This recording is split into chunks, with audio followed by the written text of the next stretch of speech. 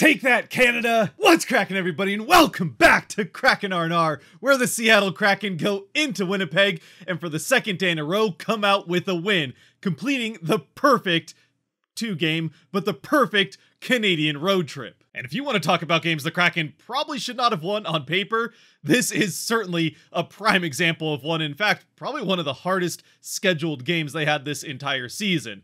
Not only is it the second half of a back-to-back and against a very good Jets team, who's not only one of the best teams in the NHL by record, but also had won, I want to say, 9 of their last 11 games coming into this one and 3 straight.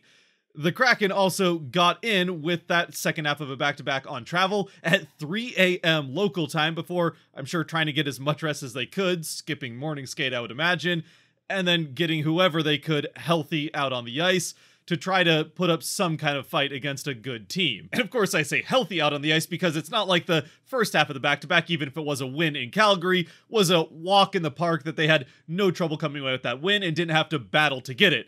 In fact, not only did they have to battle, but it was a very physical game that featured 2 dirty hits against Kraken players, one of which, as I'm sure we're all pretty well aware, at the end of the game, knocked out Vince Dunn from the end of that game and also kept him out of this one, which wasn't a terribly big surprise. It would have been actually pretty surprising if he had played in this game, with it again being the second half of a back-to-back with travel after taking that nasty hit into the boards. And for what it's worth, it seems like player safety is going to take some pretty sizable action on this one, as they called a hearing with the scumbag that laid that hit, not for the day after like you'd usually see, but 2 days after, and I don't know if it was in person or if it's just a Zoom call one, but if it is an in-person one, that usually means it could be a lengthy suspension for him, which is absolutely deserving for laying both of those terrible hits against Larson at the beginning and then Dunn at the end.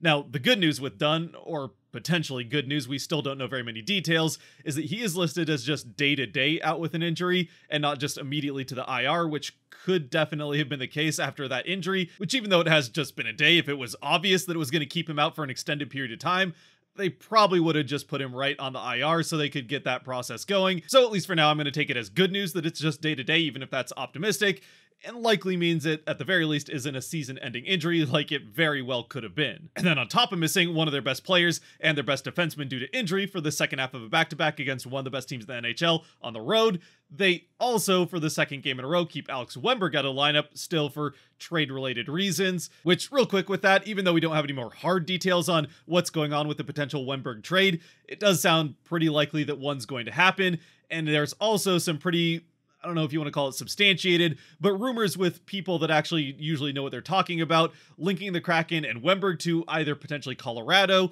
or the New York Rangers, both of whom do have all 3 of their first-round picks for the next 3 years. So then one more time, that means no Dunn, no Wennberg, and Yamamoto gets sat in place of Belmar, who gets his first start in a very long time for the Kraken, going all the way back to when he got injured in the later part of 2023. So he plays his first game in a long time, and then in net, while it hasn't been nearly as long, it's Decord's first start in quite some time as well, as he hasn't started since getting pulled from that game that didn't go great for him, letting in 4 goals, I think it was, in a period in a few minutes. Fortunately, those we get into the game with Evans playing in Dunn's spot, actually not specifically Dunn's spot. Dumoulin jumps up to play with Larson, while Evans ends up playing with Schultz. Either way, as we get into the game, when it comes to Decord, it became obvious pretty early on that he was on his game from puck drop, and he pretty much had to be, as unlike Grubauer in the game previous against the Flames, who didn't face his first shot until 14 minutes into that one. Decord does have to face a number of shots, and one at least very good one that he comes up with a nice save on from in tight within the first few minutes. And then just a couple minutes later, as the Jets had really started to build some momentum and got a number of shots in a flurry off on the Kraken net, back the other way against the flow of play, it's McCann getting the puck through the neutral zone into the offensive end, dumping it out to the side to Bjorkstrand, who quickly finds Schultz coming in as the third man down the slot. Schultz fires off the shot and somehow sneaks it through the 5-hole of Hellebuck into the back of the net to give the Kraken the 1-0 lead. One that Hellebuck probably wants back, but the Kraken did a good job here with moving the puck quickly side to side of making Hellebuck move, which helps open up that 5-hole just enough for Schultz to find that little gap and get the Kraken on the board first. So for Schultz, it's his 6th of the season, as Bjorkstrand picks up his 29th assist and McCann his 24th. And the Kraken are able to build some good momentum out of that goal, starting to even up the shots on goal, and it looks like they might have a chance to extend the lead, but Hellebuck has started to lock in, and then right back the other way, it looks like the Jets are going to return the favor by scoring against the flow of play, but Decord comes up with a big save. There's also one that goes off a post, so the Kraken dodge a couple bullets there, and mercifully get to the first intermission with the 1-0 lead. Unfortunately though, the second period turns out to be, at least until very late in it, kind of an inverse of the first, as the Kraken do get the momentum. Even though they're not really creating the danger of chances that the Jets were in the first period, they're still getting a lot of shots on goal, and it looks like it's inevitable that they will end up extending the lead right up until, against the flow of play, it's the Jets who get a rush chance towards the Kraken end, and the Kraken just forget about Kyle Connor on the far side. The puck gets through the entire Kraken defense. Connor has time to pick his spot, take his shot, and with a shot like his, he doesn't make a mistake. Beating Decord, who has to try to get over in time, is able to do so, but it's still a perfect shot from Connor, and it ties the game at 1. Now, I suppose, unlike the first period, the Jets don't really get momentum out of this goal like the Kraken did out of Schultz's goal in the first. The Kraken actually, I think, still probably get the better of the chances, both quantity and quality-wise, into the final couple minutes, where the Jets do end up getting the first power play of the game. It's a power play for the Jets, though, that really never goes much of anywhere. They do, I think, towards the end of it, end up getting one shot on goal, though it's not a particularly dangerous one, so Decord makes that save, and then with just about 30 seconds left in the power play, the Kraken, Gord in particular, creates a turnover along the boards up by the blue line. Gord gets the puck cleanly as McCann breaks the other way. Gord finds him on the rush. McCann in on the breakaway, scoots in, and scores to give the Kraken the 2-1 lead with his second shorthanded goal in as many nights. And once again, just as he did against the Flames, on that completely free breakaway shorthanded, he just waits out the goaltender, waits for him to drop his pads to the ice, and then fires the shot into the top of the net to give the Kraken that lead. McCann his 27th of the season, and again, back-to-back nights with a shorthanded goal, with Gordon Alexiak picking up the assists. Sadly though, while the Kraken do finish off that kill successfully, the lead does not last very long. In fact, it doesn't even last through the final minute of the second period, as with 8 seconds left, the Jets get into the offensive end, and it's ex-Kraken Mason Appleton passing the puck from behind the net right up in front to the son of one of the Kraken coaches, in Lowry. He buries that shot past Decord without much of anything Decord can do other than hope it hits him.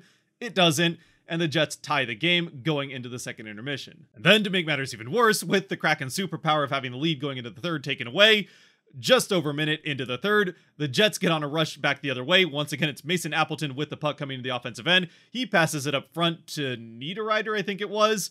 It bounces around Niederreiter. I don't even know if he gets a shot off. It just kind of goes off of him, off of Decord, back off of either him or Evans in front of the net, and over Decord's shoulder into the net to give the Jets the lead early on here in the third. But if you think that the Kraken lead at the end of the second period didn't last very long, this lead for the Jets lasts even less time, as less than 30 seconds later, the Kraken off the faceoff, well, they're still announcing Niederreiter's goal in the arena to the excitement of the fans. The Kraken get into the offensive end off that faceoff. Beniers has the puck down behind the net. He just carries it right up along the boards around the corner, and then spins, fires off a shot at the net. It's tipped in front by Tatar and into the back of the net to give the Kraken the third goal of the game, tying it right back up at 3, again less than 30 seconds later. It's a snapshot by Beniers, catching I think everyone off of guard except for Tatar apparently, who's standing just in front of the net. He has a absolutely incredible hands-eye coordination play to put his stick up in the path of that puck and deflect it into the net past Hellebuck just over his shoulder into the far side. So for Tatar, it's his 8th of the season and first in quite a while, as Beniers picks up his 18th assist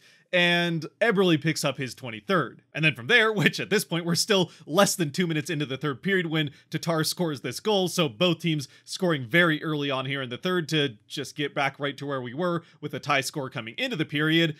But the middle part of this third period, from 2 minutes into about 5 minutes left in the game, is pretty uneventful. It's a very measured period by two very strong defensive teams that rely much more on their defense and goaltending to win them games rather than high-flying offense. Now, both teams can definitely score and have some offensive talent, as we've already seen in this game, but especially when it comes to a game like this one in a third period, the defensive structure definitely becomes the focal point for both teams, and it isn't until the Kraken get a power play late in the third that we finally see a little bit more action. And in that power play for the Kraken, late in it, it's Riker Evans who fires off a one-time shot off a pass from McCann that is blocked almost point blank in front of him by Mason Appleton, who immediately goes to the ice.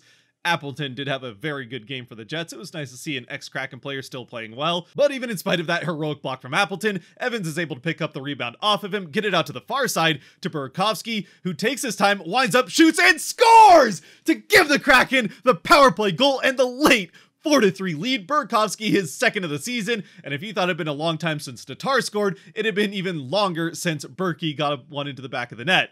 This one is probably one that Hellebuyck would want back. It does squeak between his glove hand, or glove arm I should say, and the side right through his armpit, but the Kraken will take it nonetheless. They get the power play goal, go +2 on the night in special teams with just 2 power plays in the entire game. A pretty loosely called game. There were definitely some other things. I mean, it wasn't like the game against the Flames where there could have and probably should have been more penalties called than what was already a pretty heavily penalized game. This one was relatively clean between the two teams, but only the 2 penalties, and the Kraken, with both teams getting one of them, scored on both. So a good night for the Kraken special teams as Berkey picks up his second of the season, Evans his 5th assist, and McCann his 25th. So then, with there already being less than 3 minutes left in the game, when the Kraken take the lead, they go right into turtle mode as the Jets don't waste too much time getting Hellebuyck pulled to get the extra skater out on the ice. The 6-on-5 opportunity, which they do get the puck up towards the net and create what is definitely some nervous moments, but Gord comes up with what has to be said, just absolute perfect defensive strategy. He loses his stick, but goes starfish in front of the net, which does at least lock down the chance of sliding the puck in through a 5-hole of Decord. Meanwhile, right next to Gord, Larson comes up with 3 back-to-back blocks of attempted shots. That one ends up getting cleared, but the Kraken do send the Jets to a power play, so with just about 30 seconds left in the game, the Jets get a 2-man advantage with the 6-on-4. And in the final seconds of regulation, with that 2-man advantage, the Jets are able to win the faceoff, keep the offensive end, then Decord loses his stick on the far side of the net. He's trying to look around a screen, the puck gets out to the other side, and Dylan has Decord dead to rights with half of the net empty. He fires off the shot, but Decord dives back and somehow makes an incredible shoulder or blocker save. Either way, he dives back to the far side of the net and keeps it out as the entire Jets crowd leapt to their feet thinking they had just tied the game with 6 or 7 seconds left. Instead, Decord robs, again, I think it was Brendan Dillon, keeps this one out. The Kraken managed to prevent another shot on goal, freezing it out and winning this game 4-3 in regulation. And of course, as we've seen him do before, especially in the Winter Classic is the first one that comes to mind, Decord does not shy away from expressing his excitement with this win, giving a couple big fist bumps, still stickless with his blocker hand. As the Kraken come away with 2 more important points, 4 points in 2 days in this quick road trip before they return home in a couple days on Friday to face this same Jets team. And it couldn't come on a better night either, as the other 3 teams that played this night in that same wildcard race all ended up losing, though the 2 teams actually in the wildcard spots in the Predators and Kings both lost in overtime, so unfortunately they both do pick up 1 point. But at least the Predators blew a 2-0 lead over a not very good Habs team to end up losing that game with at least 1 goal that was absolutely hilarious that went in against them. So Kraken getting a bit lucky there. And the Kings also managed to, well, the Canucks just refused to do the Kraken any favors when it comes to beating the teams the Kraken would like to see them beat. Either way, the Kraken pick up 1 point on each of the teams in the wildcard spots and also pick up 2 points on the Blues, who stand between them and those spots as well. Actually, real quick with the playoff picture in the West, I took a second to look at the standings just to make sure I had everything right. And while I was correct that the Kraken do have the Blues between them and the wildcard spots, they're actually now tied with the Blues with 67 points in the 62 games and are just behind them due to a tiebreaker, with the Jets having more wins and the Kraken more overtime loss points. But they are both 5 points behind the second wildcard spot in the Predators, who do have 1 more game already having been played. And then it's actually not the Kings in the first wildcard spot. It is now the Golden Knights, who have dropped to also 73 points in the same number of games the Kraken have played. So just 5 points behind a Golden Knights team that is sliding quickly in the standings. And then the Kings, also at 73 points, have the tiebreaker currently over the Golden Knights because they played 1 fewer game. That still is good news for the Kraken though, as there is now the 1 extra team in this mix that they could potentially jump to get into one of those 2 spots. If they do remain hot and get wins against good teams like the Jets, when the schedule gets easier towards the middle part of March, it gives them a pretty decent chance of potentially making up those points and finding themselves in this playoff race after all. With all that said though, obviously just as important, if not more so, is the fact that the Kraken continue to play incredibly well here over this last stretch, 7-2-1 in their last 10 games, and most of that against very tough opponents. Obviously, there's still a couple games in there you'd probably want back, the game against the Wild in particular, but for the most part, especially over these last few games, the Kraken have been playing very well, and not only playing well, but playing well through some adversity, not just in the tough opponents that they've been playing, and a tough schedule with the back-to-back and travel here in the last 2 games, but also with the guys that have been available to play in those games, as we already talked about at length at the beginning of this one, missing one of their best players in Dunn for this game, and potentially a little bit longer, depending on how long it takes him to come back from that nasty hit that he suffered in the end of the Flames game, but also missing Wemberg, and who knows if Wemberg will be the only guy on the way out at the trade deadline. Of course, there's the possibility that some guys come in, but I kind of wouldn't expect it, especially with the Kraken having some prospects that are ready to come up and fill those spots. But even with all that going on, and regardless of what happens at the trade deadline, if the Kraken can continue to play this way over the next couple weeks, well, this stretch of great play from them could not be coming at a better time, as they have the Jets again in their next game on Friday, but then they get that Golden Knights team who they are just 5 points within to take one of those spots in the wild card. The game after the Jets, then a couple games later, they get the Predators, the other wildcard team, and then the Golden Knights again just a few days after that. So this next stretch, if the Kraken can keep up the way that they've been playing, they could end up playing their way into a wildcard spot by a couple weeks from now. And that's all even before the schedule lightens up significantly down the stretch for the Kraken, with right after that second game against the Golden Knights, they face a mightily struggling Coyotes team, then a Habs team that is sellers already at the deadline, then back-to-back games against the Ducks. You get the Sharks for a couple games, the Ducks again a little bit after that, and then the Coyotes a second time there at the beginning of April. So the Kraken have everything to play for here, regardless of what happens at the trade deadline, and with the way that they're playing not only at 5-on-5, but now their special teams over the last couple weeks have really been an asset to the team, where up until the last couple weeks, it had kind of been something they had to play through. And of course, that's not even to mention the fact that they're getting fantastic goaltending, not only from Grubauer, who's been great since his return from injury, but Decord, even with that one tough game that he got pulled from, looks in this game against the Jets like he's right back to form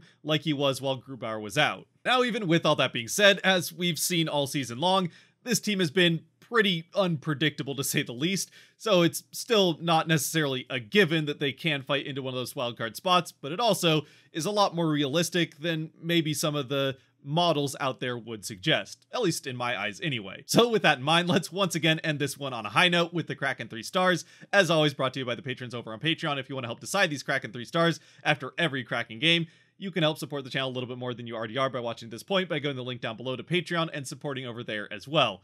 For the first star, there's absolutely no doubt in my mind about it, and Patreon agrees. It's Jared McCann with a goal and 2 assists. Again, a second shorthanded goal in as many nights, much less games. He gives the Kraken the lead there, and then also has the 2 assists on the first goal, and the last one that gave the Kraken the lead to finish out the game on the power play themselves. For the second star, I am going to go Joey Decord, if for no other reason than he absolutely saves the Kraken with that incredible save at the end of the game, absolutely bailing them out with the 6-on-4 opportunity for the Jets there at the end. I mean, they still potentially could have won it in overtime if that does go in, but overtime hasn't really served them well so far this season. So at the very least, that one last fantastic save did get the Kraken 1 extra point in the standings. Or potentially did anyway. And then as usual with games like this one, the third star is a happy problem to have of too many guys that deserve to be mentioned with just 1 spot left. Riker Evans had a really good game, jumping in after a long time riding the bench as a healthy scratch, taking Dunn's spot with the injury in pretty short notice. He plays well. Bjorkstrand played well again. Burakovsky gets his first goal in quite a while. But in the end, I am going to go to Tar. Beniers also played pretty well, but I am going to go to Tar with the third star in this one. He gets, again, his first goal in quite a while. Obviously, I'm sure he's happy about, even if it means Wemberg leaving, the fact that he once again has an expanded role, jumping onto that first line with Beniers and Eberle like he was when he joined the team in the first place, back when McCann had injury issues. So one more time then, that's McCann first star, Decord second star, and Tatar the third. Let me know what you think down in the comment section below, who your 3 stars would be if you would change things up, what you thought of this game, or how the Kraken are playing at this point in time. Obviously, having played themselves not only back into a realistic race for one of those 2 wildcard spots, but if they keep playing the way that they have been in every facet of the game, I think it's a pretty good chance they have of actually getting one of those wildcard spots and into the postseason. Heck, if things go perfectly, the third spot in the Pacific is not out of reach. With that though, if you have made it to this point, thank you very much for watching. If you have liked or enjoyed the video, there are buttons for that kind of stuff down below that help support the channel. And until next time, stay safe out there, be good to each other, God bless, and go Kraken!